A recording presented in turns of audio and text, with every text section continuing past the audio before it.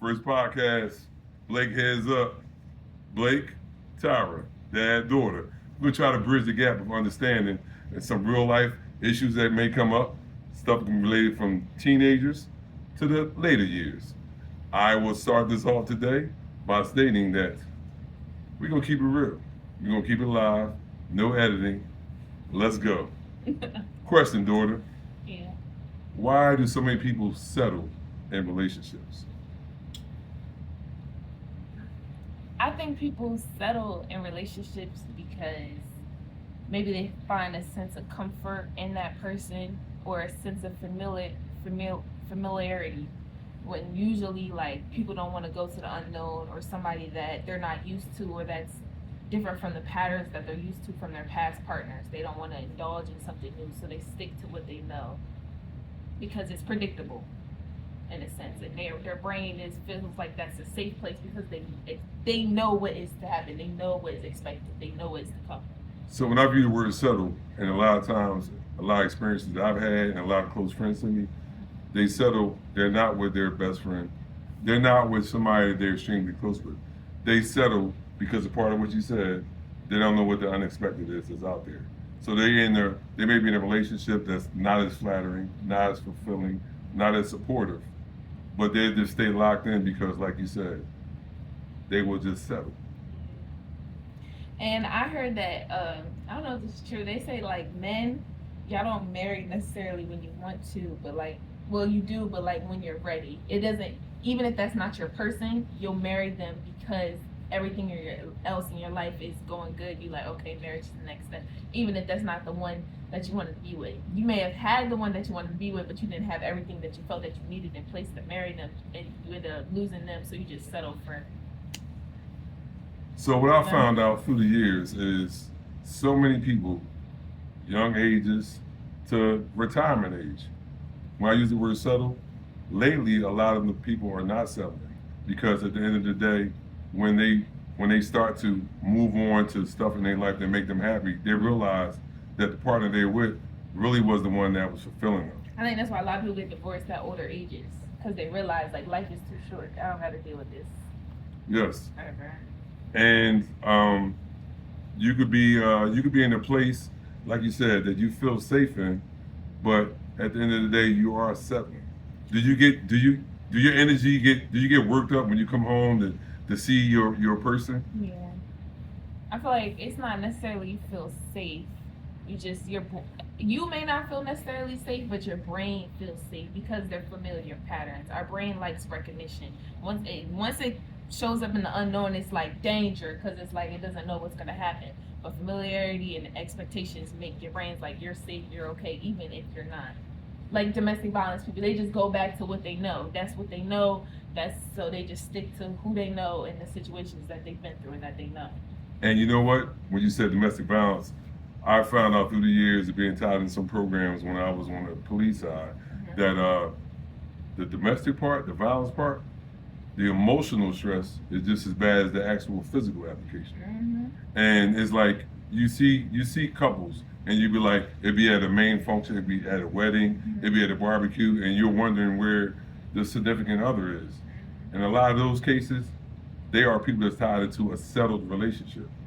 They are doing what they need to do just to get from day to day, just to have that space at home, but it's really not home. Yes. It's not a safe haven. It's a space because you're settled. You're settling. And that even goes back to people's childhoods because a lot of people fall for people that are replicas of their parents or things of that nature because they demonstrate similar attributes. Yes. If that makes sense. So they'll pick them because they're, again, familiar.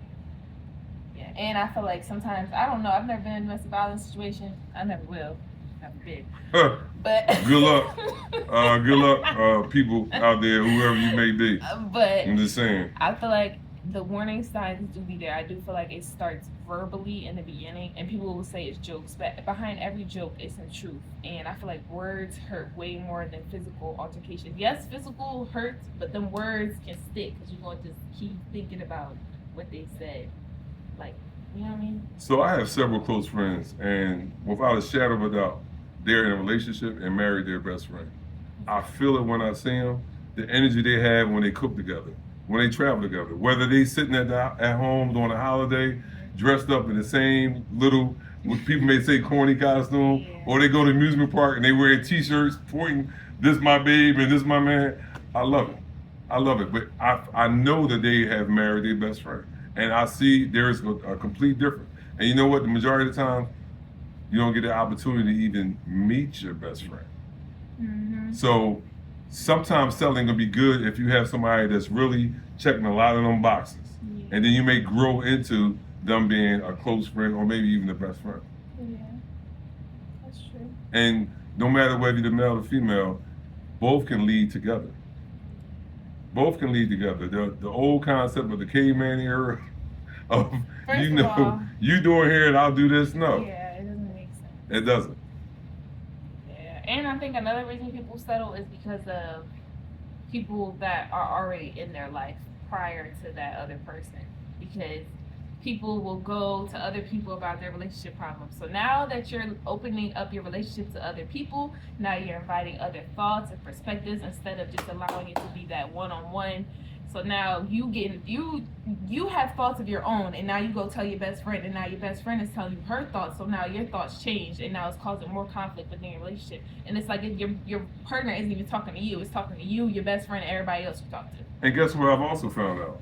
I found out from people that's close to me, family that's close to me. Mm-hmm. You know, that part right there. A lot of them are actually hating on your relationship. So they would try to come up with flaws. They will make up a trip where they can introduce some activity in the trip that shouldn't even be present. Yep. Because their home is not where you're at. Yeah. They're not married to their best friend. They had a whole settling part.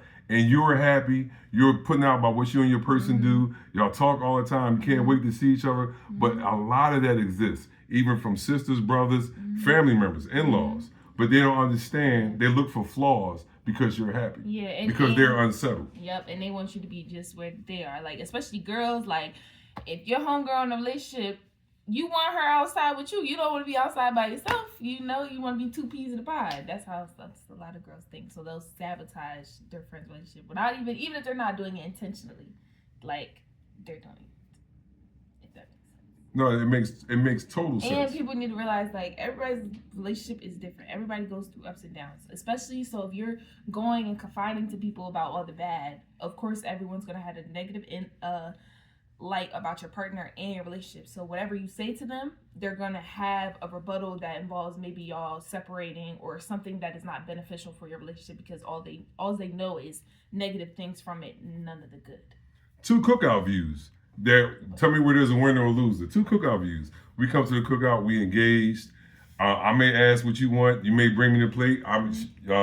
My person may bring me the plate. I'm rubbing their feet.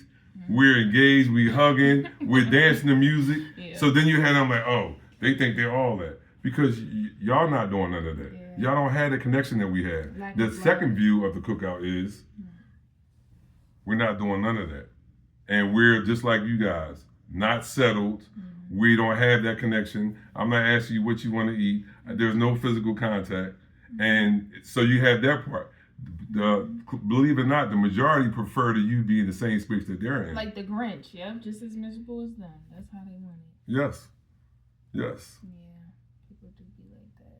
So I like to bridge.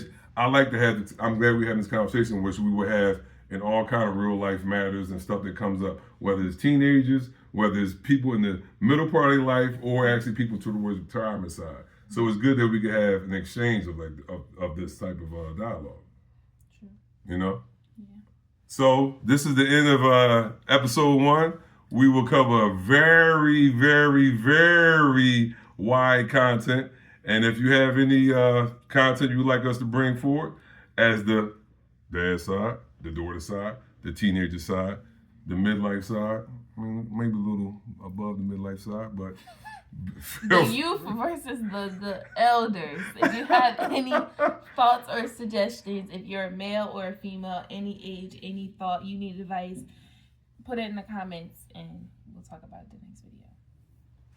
Blake heads up. We out. We out.